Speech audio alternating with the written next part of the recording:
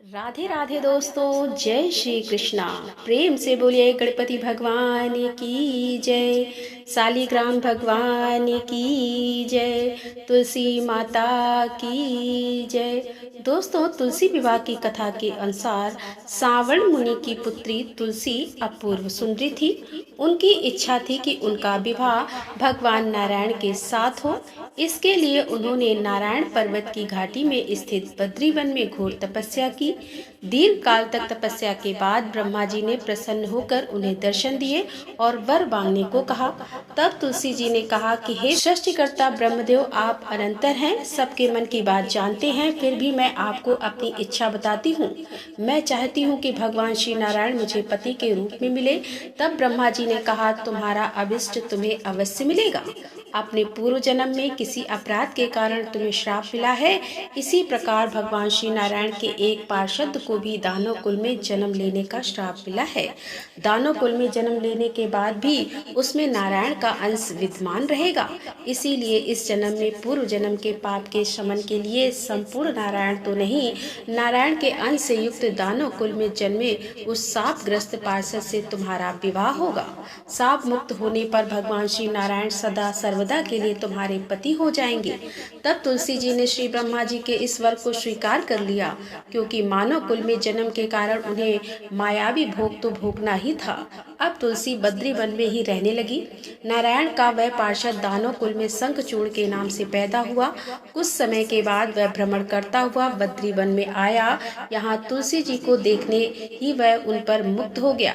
तुलसी जी के सामने उसने अपने साथ विवाह करने का प्रस्ताव रखा।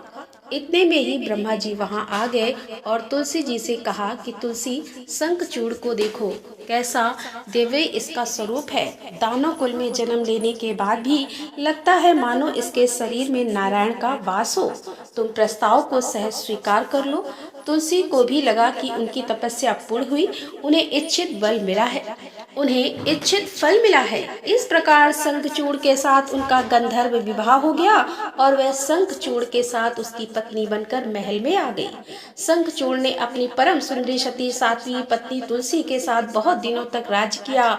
उसने अपने राज्य का इतना विस्तार कर लिया कि देवलोक तथा उसके अधिकार में आ गया। स्वर्ग का सुख भोगने वाले देवताओं की दशा अब दयनीय हो गई। शंखचूड़ किसी को कष्ट नहीं देता था, पर अधिकार और राज छीने जाने से सारे देवता मिलकर श्री ब्रह्मा, विष्णु और शिव जी की सभा में गए तथा अपनी विपत्ति सुनाई। तब ब्रह्मा जी ने कहा, तुलसी परम साध्वी है, उनका विवाह शंखचूड़ से मैंने ही करवाया था। शंखचूड़ को तब तक नहीं हराया या मारा जा सकता जब तक तुलसी को न चला जाए। तब श्री विष्णु ने कहा कि शंखचूड़ पूर्व जन्म में मेरा पार्षद था। शाप के कारण उसे दैत्य कुल में जन्म लेना पड़ा। इस जन्म में भी मेरा अंश उसमें व्याप्त है। साथ ही तुलसी के पतिव्रत धर्म से वह अजय भी है। फिर देवताओं की सहमत से भगवान शिव ने शंखचूड़ के पास संदेश भिजवाया कि या तो वह देवताओं का राज्य लौटा दे या फिर उनसे युद्ध करे। शंखचूड़ शंकर जी के पास पहुंचा और उनसे कहा कि देवाधिदेव, आपके लिए देवताओं का पक्ष लेना उचित नहीं है। राज्य का विस्तार करना तो हर राजा का कर्तव्य है और मैं किसी को दुखी भी नहीं कर रहा हूँ। आप देवताओं से कहिए कि वे मेरी प्रजा होकर रहे। मैंने आपका भी कोई अपमान नहीं किया है। हमारा आपका युद्ध शोभा नहीं देता और अगर इस युद्ध में आप हार गए तो यह तो बड़ी लज्जा की बात होगी। अगर मैं हार गया तो आपकी कीर्ति बहुत अधिक नहीं बढ़ेगी। शंखचूड़ की बात सुनकर भगवान शंकर हंसे। वे तो सब रहस्य जानते थे। तुलसी और शंखचूड़ के पूर्व जन्म के शाप की अवधि अब लगभग पूरी हो चुकी थी। भगवान शंकर बोले, शंखचूड़, इसमें कीर्ति और लज्जा की तो कोई बात ही नहीं है। तुम देवों का राज्य लौटाकर उन्हें उनके पद पर प्रतिष्ठित होने दो। युद्ध से बचने का यही एकमात्र उपाय है। तब शंखचूड़ ने कहा, मैंने तो युद्ध के बल से ही देवलोक को जीता है और कोई उसे केवल युद्ध के द्वारा ही वापस ले सकता है। यही मेरा अंतिम निर्णय है। मैं जा रहा हूँ। ऐसा कहकर शंखचूड़ चला गया। उसने अपने राजमहल में वापस आकर अपनी पत्नी तुलसी को सारी बात बताई और कहा, कर्म भोग सब काल सूत्र में बंधा है। जीवन में हर्ष, शोक, भय, सुख, दुख, मंगल, अमंगल सब कुछ काल के अधीन है। हम तो केवल निमित्त ही संभव हैं। कि भगवान शिव देवों का पक्ष लेकर मुझसे युद्ध करें। तुम चिंता मत करना, तुम्हारा सती तेज मेरी रक्षा करेगा। और फिर दूसरे ही दिन भगवान शंकर के नेतृत्व में देवताओं ने युद्ध छेड़ दिया।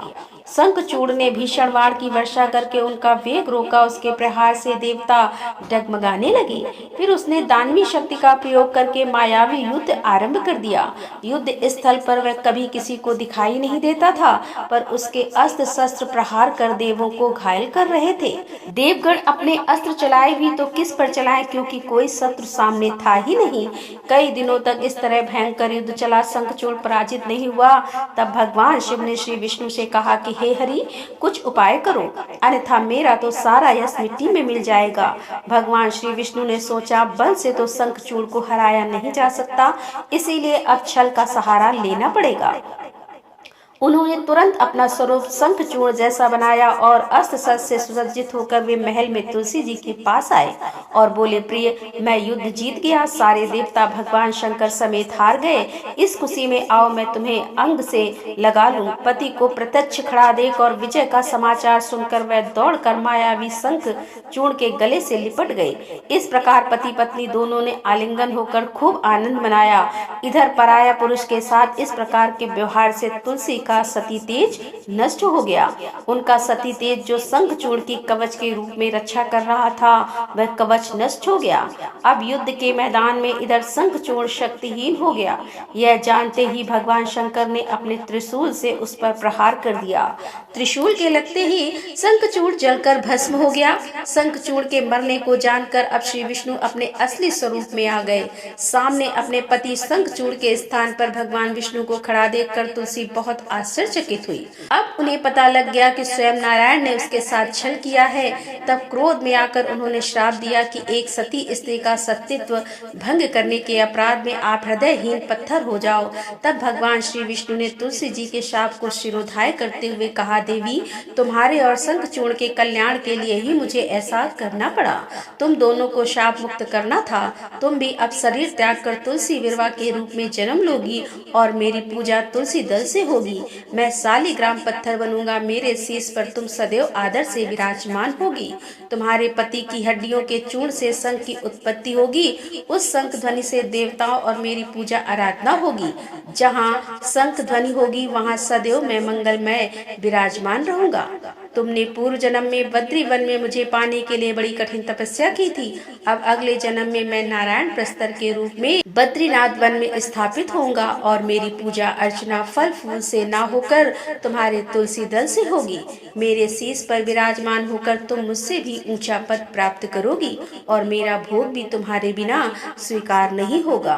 प्रेम से बोलिए तुलसी माता की जय, श्री विष्णु भगवान की जय। तो दोस्तों, ये थी आज की कथा पसंद आई हो तो वीडियो को लाइक करें, दोस्तों के साथ शेयर करें और हमारे चैनल पर यदि आप पहली बार आ रहे हैं तो हमारे चैनल को सब्सक्राइब कर लें। मिलते हैं अगले वीडियो के साथ, तब तक के लिए राधे राधे, जय श्री कृष्णा, हर हर महादेव, जय भोलेनाथ।